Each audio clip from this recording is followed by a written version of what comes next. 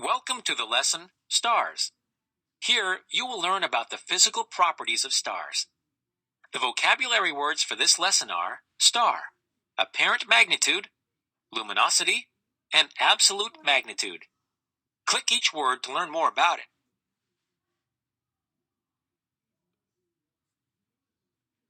Every day begins with a sunrise. The sun's energy provides warmth and light to almost all living things on Earth. Yet, what do we really know about the sun?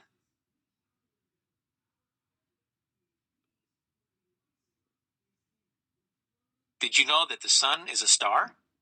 A star is a large celestial body that is made up of gas and emits light and other electromagnetic radiation. Most stars look like small dots of light because they are trillions of miles away. The sun looks large and bright because it is the closest star to Earth. Our sun is part of a single star system because it is the only star in our solar system. A system that contains two stars is called a binary star system. Systems containing more than two stars are called multiple star systems. Astronomers use the size of the sun to measure the size of other stars. Stars are measured in solar radii, where one solar radius equals the radius of the sun. So, how large is the sun's radius? Comparing the size of the sun to Earth and Jupiter can give us an idea of how large the sun really is. Click to discover more. Earth's diameter is equal to about 3 times the width of the United States. Jupiter's diameter is equal to about 11 of Earth's diameters. The sun's diameter is equal to about 10 of Jupiter's diameters. Remember, the sun's diameter is 2 times its radius. So, one solar radius equals the diameter of about 5 Jupiters, or about 695,500 kilometers. The radius of the sun is used to measure the size of other stars. For example, supergiant stars may be up to 1,000 solar radii, or 1,000 times the size of the sun. Polaris, the North Star, is about 30 solar radii, or about 30 times the size of the sun.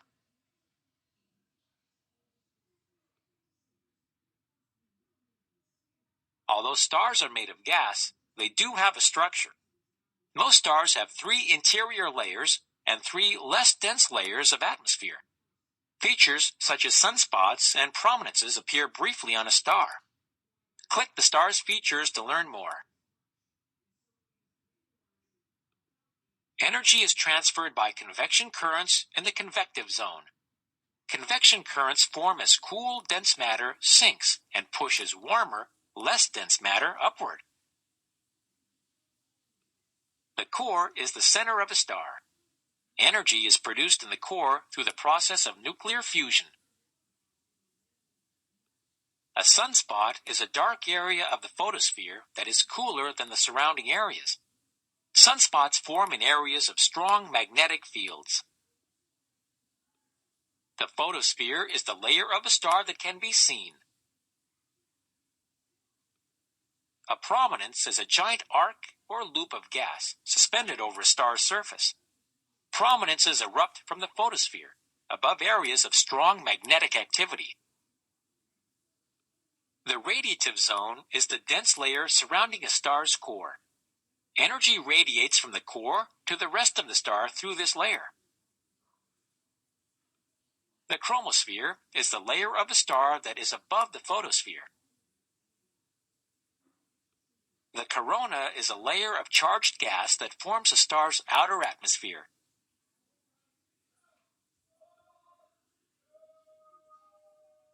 When you look into the night sky, you see some stars that look very bright and others that look much dimmer. A star might look bright because it is closer to Earth, or because it produces more energy. Astronomers use different terms to describe the brightness of stars. Click each picture to learn more. Luminosity is the actual brightness of a star. Luminosity doesn't depend on how far the observer is from the star. It just depends on how brightly the star is shining. Absolute magnitude is the measure of how bright a star would be if the star were located at a standard distance. If you could line up all the stars so they were the same distance from Earth, each star's absolute magnitude would also be its apparent magnitude.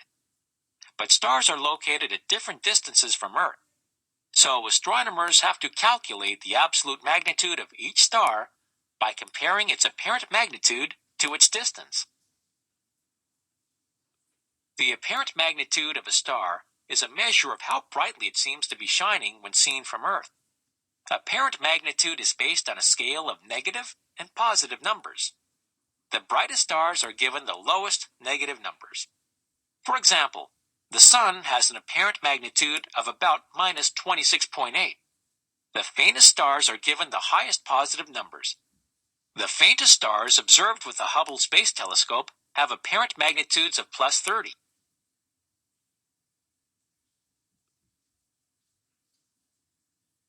How are luminosity, apparent magnitude, and absolute magnitude different? How are they similar? Type your answer in the box provided. When you're happy with your answer, click OK. What are the properties of a star?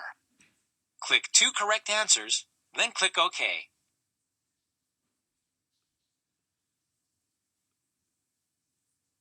Partially correct. You can try again.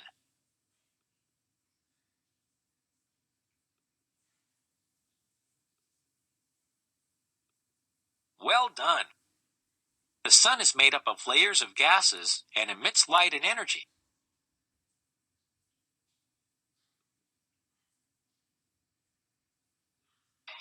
When you think of the colors red, yellow, and white, which seems coolest to you? Which seems hottest?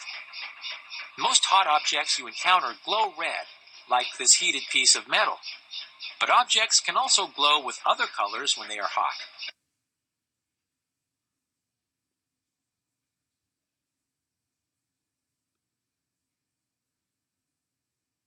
Astronomers classify stars by how hot they are. Astronomers determine the surface temperature of a star by looking at its color. Red, orange, and yellow stars are on the lower end of the temperature spectrum. Blue, white, and blue stars are on the higher end. Click the images to learn more about the relationship between temperature and color in stars. Yellow stars have surface temperatures between 5,000 and 6,000 degrees Celsius. Red stars have surface temperatures below 3,500 degrees Celsius. Blue stars have surface temperatures above 25,000 degrees Celsius.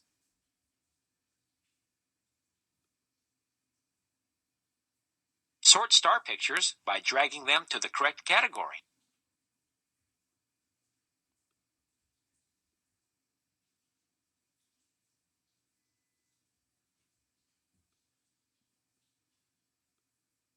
Well done! You've got it!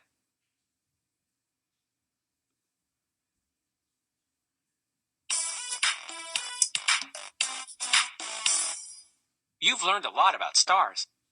Before you finish, take a quick look at the main points you covered. A star is a large celestial body that is made up of gas and emits electromagnetic radiation. Most stars look like small dots of light because they are trillions of miles away. Luminosity is the actual brightness of a star. It is dependent on how brightly the star is shining. Astronomers measure the brightness of stars using both absolute and apparent magnitudes. Now that you've finished this lesson, if you wish, you can go back and review any part of the lesson again.